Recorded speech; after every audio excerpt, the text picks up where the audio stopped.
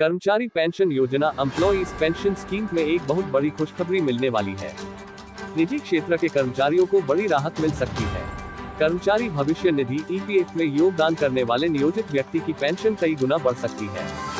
EPFO board इस पर जल्द फैसला ले सकता है। माना जा रहा है कि एक्सपेंशन पेंशन फंड के तहत पेंशन में 333% तक की बढ़ोतरी की जा सकती है। कर्मचारी पेंशन योजना एम्प्लॉइज पेंशन स्कीम में अधिकतम पेंशन 15,000 रुपये निर्धारित है। इसके बाद इसमें सीलिंग की जाती है।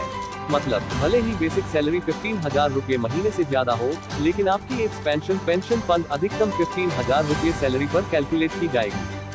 पेंशन की सीलिंग का मामला सुप्रीम कोर्ट की खंडपीठ के पास लंबित है।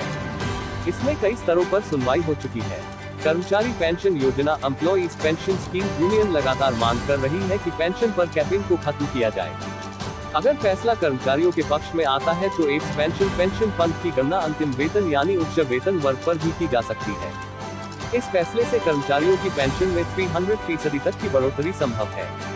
कर्मचारी पेंशन योजना एम्प्लॉइज पेंशन स्कीम के तहत पेंशन लेने की शर्त यह है कि कर्मचारी भविष्य निधि ईपीएफ में 10 साल तक योगदान करना जरूरी है, जबकि 20 साल की सेवा पूरी करने के बाद 2 साल का वेटेज दिया जाता है। एक्सपेंशन पेंशन फंड सीलिंग हटाने से काफी फर्क पड़ेगा। मौजूदा नियमों के मुताबिक अगर कोई कर्मचारी 1 जून 2015 से कहीं काम कर रहा है और 14 साल की सेवा पूरी करने के बाद एक्सपेंशन पेंशन फंड लेना चाहता है तो उसकी पेंशन की गणना 15,000 रुपये ही की जाएगी। कर्मचारी पेंशन योजना एम्प्लॉइज पेंशन स्कीम में भले ही कर्मचारी 20,000 रुपये बेसिक सैलरी में हो या 30,000 रुपये, पुराने फॉर्मूले के मुताबिक कर्मचारी को 2 जून 2030 से 14 साल पूरे होने पर करीब 3,000 रुपये पेंशन मिलेगी। एक्सपेंशन पेंशन फंड कैलकुलेट करने का फॉर्मूला है सर्विस हिस्ट्री बाय 15,070 ईयर्स। लेकिन यदि कर्मचारी पेंशन योजना एम्प्लॉइज पेंशन स्कीम पेंशन की सीमा समाप्त कर दी जाती है तो उसी कर्मचारी की पेंशन बढ़ जाएगी। मान लीजिए किसी कर्मचारी की salary basic salary plus DA 20,000 रुपये है। एक्सपेंशन पेंशन फंड फॉर्मूले से गणना करने पर उनकी पेंशन 4,000 रुपये 20,000x1,470 = 4,000 रुपये होगी। इसी तरह जितनी ज्यादा सैलरी होगी उसे उतनी ही ज्यादा पेंशन का फायदा मिलेगा। ऐसे लोगों की कर्मचारी पेंशन योजना एम्प्लॉइज पेंशन स्कीम पेंशन में 300% का उछाल आ सकता है। मान लीजिए किसी कर्मचारी की नौकरी 33 साल की है, उनका अंतिम मूल वेतन 50,000 रुपये है। मौजूदा प्रणाली के तहत एक्सपेंशन पेंशन फंड की गणना अधिकतम 15,000 रुपये के वेतन पर ही की जाएगी। इस तरह सूत्र 33 साल + 2 = 3570 टाइम्स 15,000 पेंशन 7,500 रुपये ही होगी।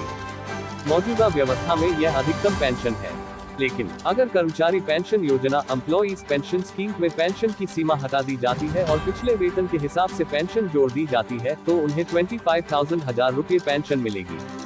मतलब 33 साल + 2 = 3570 टाइम्स 50,000 = 25,000 रुपये। बता दें कि ईपीएफओ के नियमों के मुताबिक अगर कोई कर्मचारी 20 साल या उससे ज्यादा समय तक काम करते हुए लगातार ईपीएफ में योगदान करता है तो उसकी सेवा अवधि में 2 साल और जुड़ जाते हैं। इस तरह उनकी 33 साल की सेवा पूरी हो गई, लेकिन एक्सपेंशन पेंशन फंड की गणना 35 साल के लिए की गई। कर्मचारी पेंशन योजना एम्प्लॉइज पेंशन स्कीम में ऐसे में उस कर्मचारी की सैलरी में 333% तक की बढ़ोतरी हो सकती है।